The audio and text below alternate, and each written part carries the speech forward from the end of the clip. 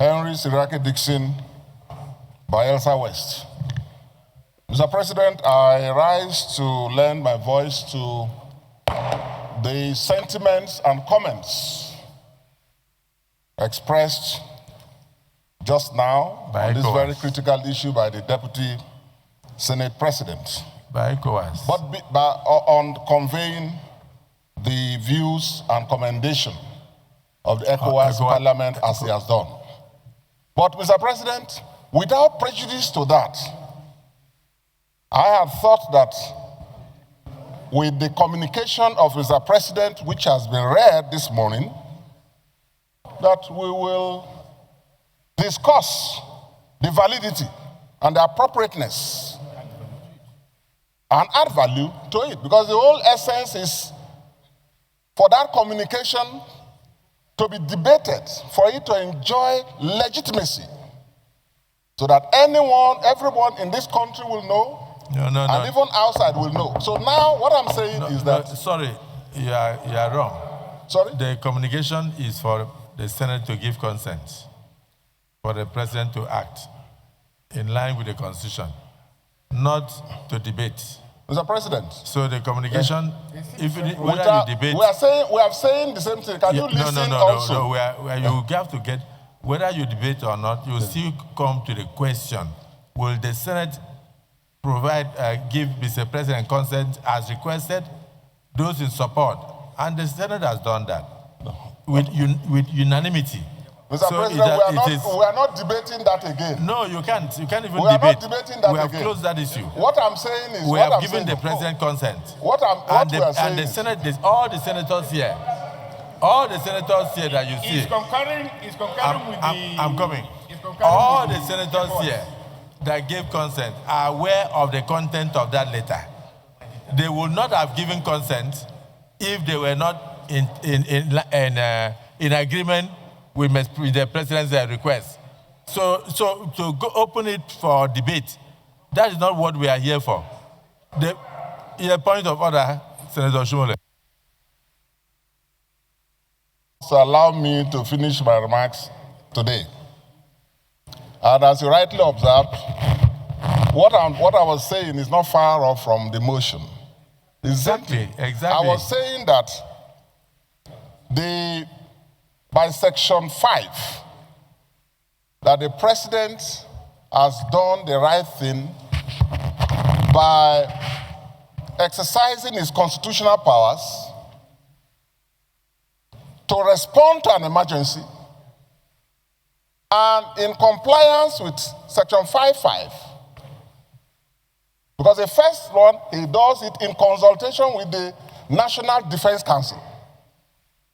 Thereafter, he communicates to the National Assembly. And I was saying that the President had done the right thing, but that we all must be united in supporting when right steps are being taken in the national interest. There are three broad issues that we should all be united about. National security and defense, number one. No politics.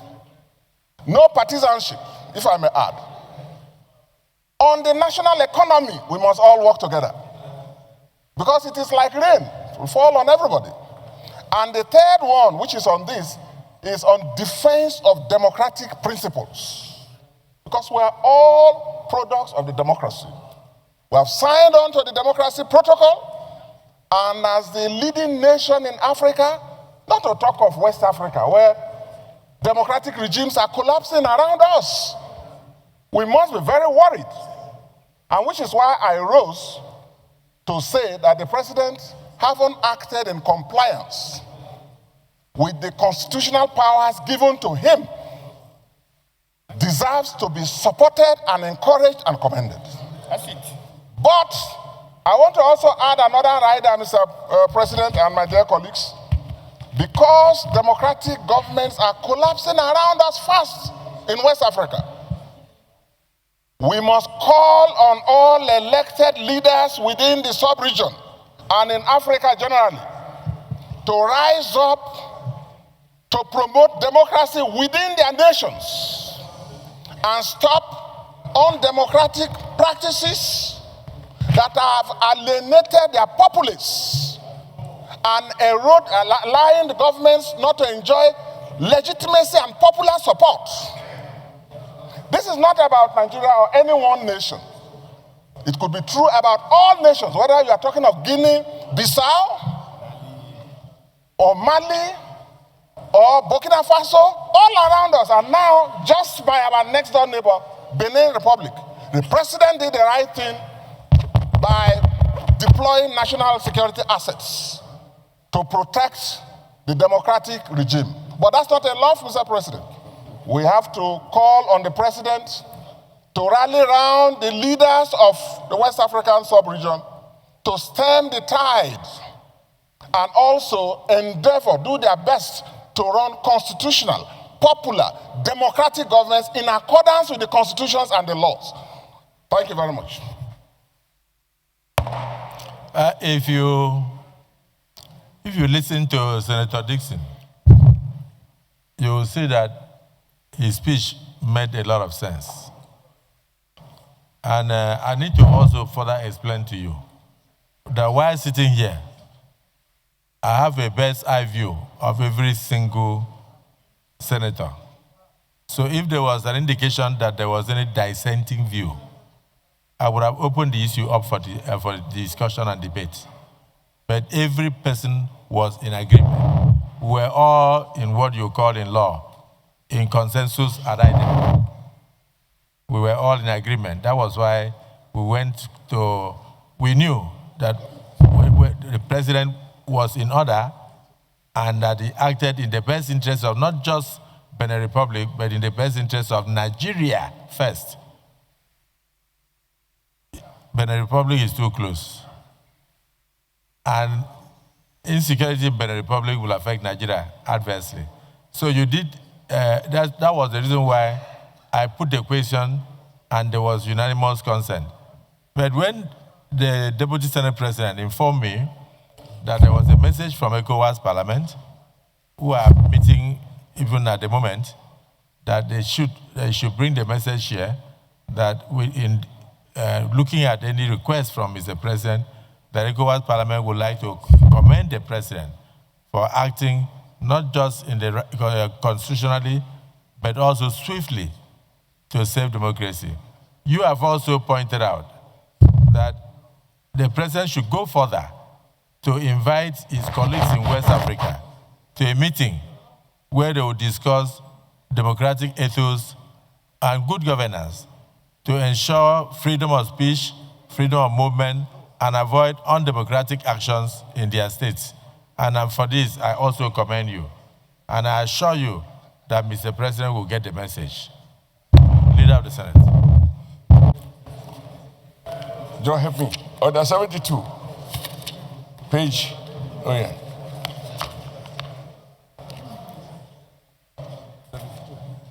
Yeah. Mr. President, sir, with your permission, I read. Please proceed. Any senator may challenge the opinion of the president or the chairman by claiming a division. No, I think I'm reading the wrong one.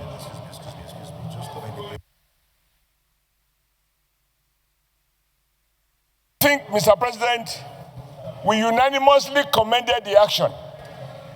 And you put the question to the vote.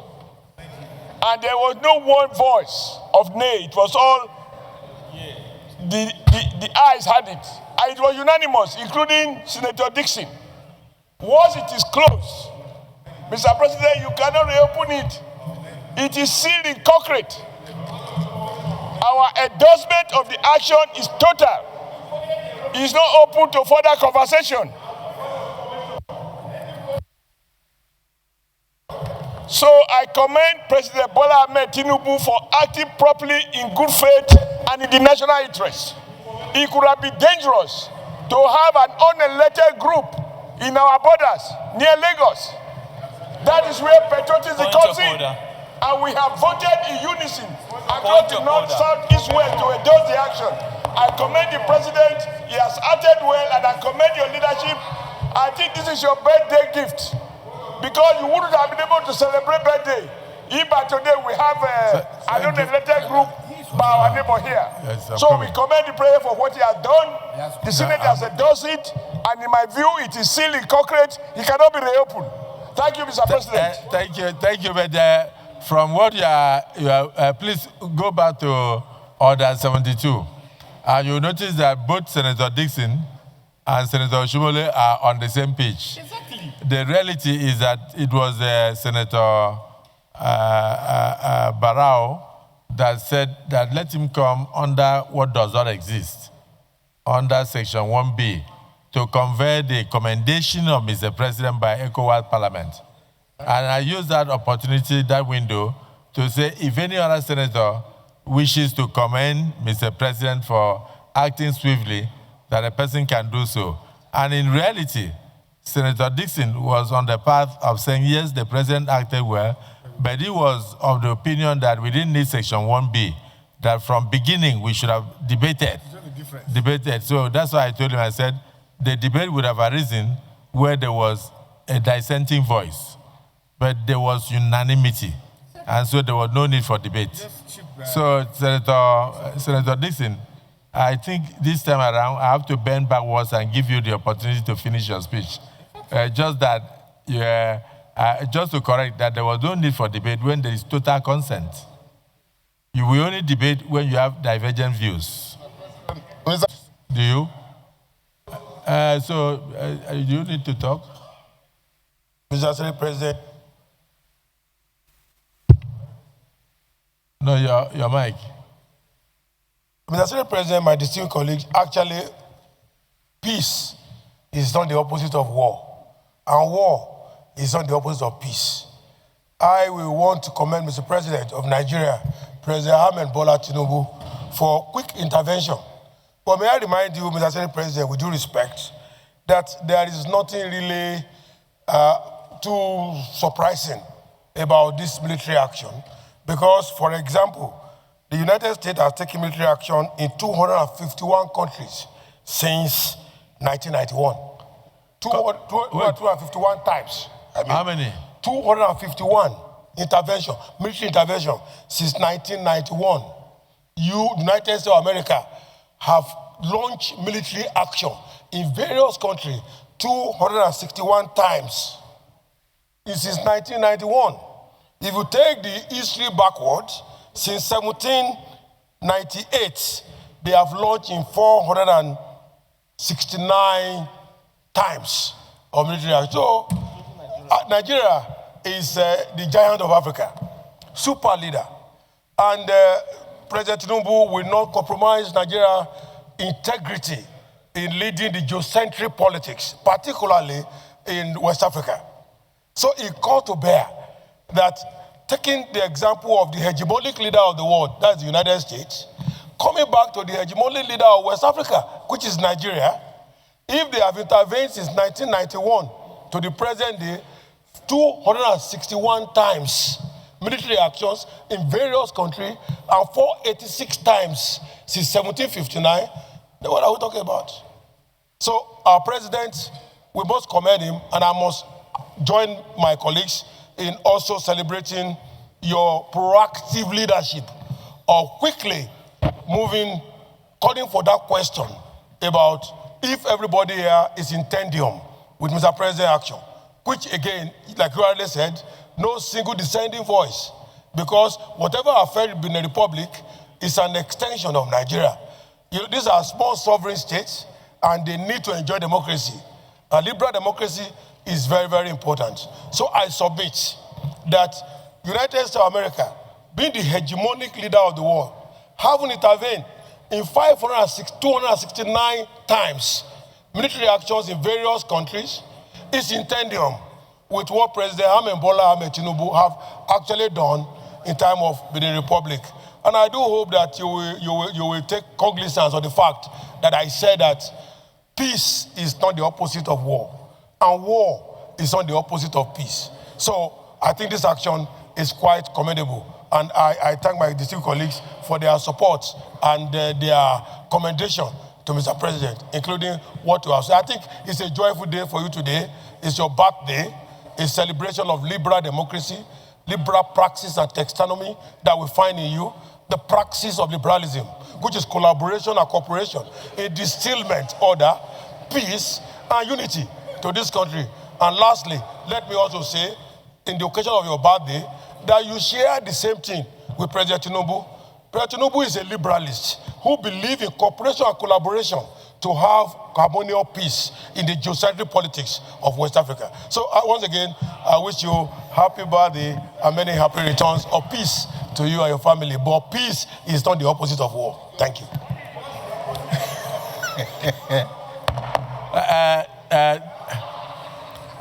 You can see the kind of personalities that we have as ambassadors designates. Distinguished ambassador designates, distinguished Senator Jimoh Ibrahim, PhD warfare. You have just added that peace is not the opposite of war, and war is not the opposite of peace. So I believe strongly that the president's action has forestalled the death of many Nigerians, as would have happened in Liberia. In the past, Nigeria went into Liberia when it was late, and that was why a lot of Nigerian soldiers were murdered. But we succeeded with the collaboration of the international community to bring peace to Liberia, and Liberia was not fractured. I think the same thing happened in Sierra Leone and a few other countries. So we are very happy with the role that Nigeria continues to play, not just in West Africa, but in the rest of the world. Even in Angola, it was Nigeria that was able to work with the international community and brought about the independence of Angola. And if you go there, that's why the plate number of Nigeria is 002, which should actually have been 001. But we said because of how close they are to the Democratic Republic of Congo, they had to give them 001, and then they gave Nigeria 002. And we have continued to play that role in many other countries. In South Africa, we didn't have troops on ground, but we supported the end of apartheid with everything, including contributions from even school children, NYSC, secondary school, almost everybody, civil servants in Nigeria on a monthly basis. We brought a lot of South Africans to Nigeria, and then they got their education here. When I was in Federal Government College, I had many of them in Port Harcourt and other Federal Government colleges. We provided all we could to support our brothers and sisters in the rest of Africa. So the role of the president is, again, in tandem with what past leaders of Nigeria had always done. But the swiftness of this action is what made the Nigerian Senate to give its consent without a single dissenting voice, and under 1 hour. Because if it wasn't swift, we would have waited until it led to bloodshed. Here, there was no single bloodshed, so we commend Mr. President very seriously. Let me end with the Chief Whip of the Senate, if he has anything to say. But if you don't have anything, then... Order 1B. Let me use your voice. It's on there because this is torn.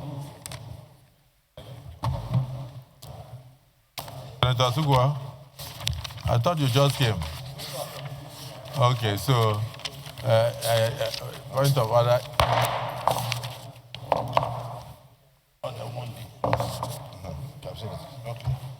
Order 1B, yes. Mr. President, I read with your permission. Please proceed. The proceedings in the Senate, in all committees of the Senate, shall be conducted in accordance with the following standing orders. In all cases not provided for in this standing order or by sessional or other orders or practice of the Senate shall by resolution regulate its procedure. Yeah. Mr. President, you just approved the intervention of Mr. President in the failed coup d'etat in the Republic of Benin. And I felt at that time that being the first deputy speaker of ECOWAS Parliament, in fact, we spoke with the speaker of the ECOWAS Parliament that I should extend the appreciation of the entire ECOWAS Parliament to the President of the Federal Republic of Nigeria through this August Senate of the fact that the President stood for democracy, that Nigeria stood for democracy by acceding to the request of the President of Federal Republic of Benin to intervene to stop that coup d'etat. And I wanted to participate, to make that remark, but I couldn't do so. So I am coming under this order to be allowed to convey that message to this August Senate. If I may be allowed by Mr. President, I can go ahead. Is it the view of the Senate that he be allowed to convey his message from ECOWAS Parliament in respect of the presidential intervention? Those in support say aye. Aye. Those against say nay. The ayes have it. DSB, you are very lucky. Go ahead. Thank you, Mr. President. And I appreciate the understanding of my colleagues in respect of this matter. Mr. President, we woke up to hear in the news that some soldiers were staging a coup d'etat in the Republic of Benin, just our neighbor here. And the president of Benin Republic sent a request to our president, President Bola Ahmed Tinubu, that his country needed intervention of the Nigerian military to stop that coup d'etat. We're not in session. We're not sitting then. Based on the provision of our constitution, as the matter was urgent, the president intervened using our military to stop that ugly situation, to save democracy in the Republic of Benin. That was a wonderful gesture. And to God be the glory. That coup d'etat was stalled. And now, constitutional order, democracy is now restored fully in the Republic of Benin. So the ECOWAS Parliament asked me to convey the message of the ECOWAS Parliament to the President through this August Senate. That what the President did was the highest thing any country could do to save democracy anywhere in the world. That ECOWAS Parliament, indeed the entire West Africa, appreciates what Nigeria did. That they are proud of Nigeria. That democracy is the best form of government. Best form of government. It comes with its own flaws. Nobody says anything is perfect in this world. Nobody says everything is perfect. But if there are mistakes committed by any government, the only way to change such government is through the ballot box. It's through the ballot box, but not through military coup d'etat. So what the president did has shown that the president is a full Democrat, is a reliable leader, a leader who can stand not to only solve our problem, but the problem of our brothers in the West African sub-region. He has shown leadership, and we also stand by him. The ECOWAS is proud of him. The ECOWAS Parliament is proud of what he has done, and we appreciate what he has done. So it's on this note that I want to call my colleagues to also appreciate what Mr. President has done, and we are really proud of him, and we support him and we stand by him at all times. Thank you, Mr. President. Well, have been made, and we are all united on this. The only thing that is just left for me to do is to draw the line of demarcation between the provisions of subsection 4 and subsection 5 of Section 5 of our Constitution, so that even members of public will not mix this up. Under Section 4 sub 4, the president would have had, under Section 5,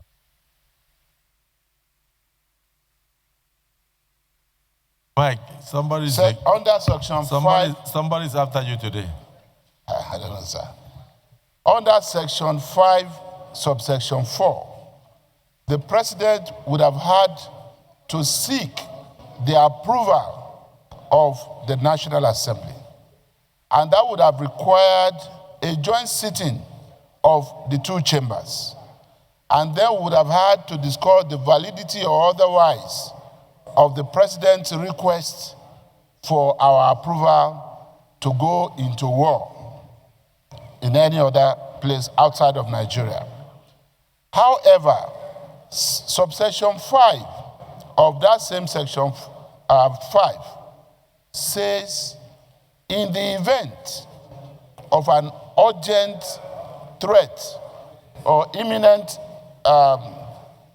fear of our national security or threat to our national security, the president, working with the Defense Council, can deploy our troops for limited military operation, as was done in Benin Republic.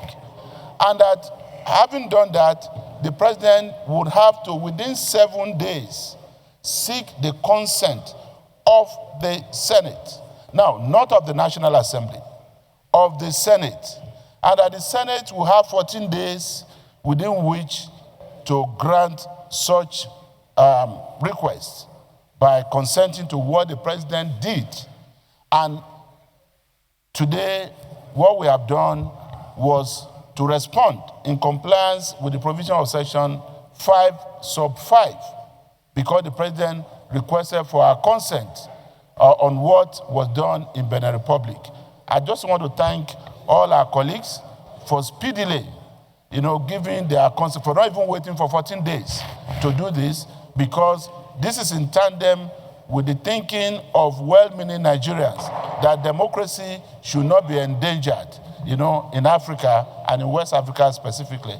So I just want to thank you. And with that, Mr. President, may I also join in commending, Mr. President. And if I have your permission, I would like to move to the first order of the day. If you can just give one more senator the opportunity to also say something. I do know that has been said by the previous speakers, but since you have recognized me to speak even without raising my hand, I think it is only gentlemanly for me to contribute my widow's mite towards this commendation. Well, Mr. President, distinguished senators, my name is Mohamed Tahir Monguno. I represent Borno North Senatorial District. I equally align with my colleagues in commending Mr. President for acting swiftly, arising to the occasion by the deployment of Nigerian forces in order to restore democracy. And this parliament, as a repository of the democratic will of the Nigerian people, will always jealously guard and protect the institutions of democracy, the principle of democracy, wherever it is sought to be violated, wherever it is sought to be, wherever it is in jeopardy. So I equally commend Mr. President for acting swiftly to forestall the collapse of democracy in sister nation because of its implication to the wider West African region. Thank you. Yes. But as you were speaking, I believe that the content of the Constitution is embedded in our bosom. The content of our Senate Standing Orders 2023 as amended ought to be embedded in our bosom. But some of our colleagues are yet to go through the standing orders. So sometimes I have to bend backwards even when we come through the wrong order. So I believe that they are still learning this one, but the Constitution they all know. So what you are seeing is the reason why when I put that question, I waited and there was no single dissenting voice. That was impressive. So whatever the president has done, the Senate is in total agreement with the president. And then we believe that in any other circumstance, which we don't pray for, he should act likewise. Because already that means he's also protecting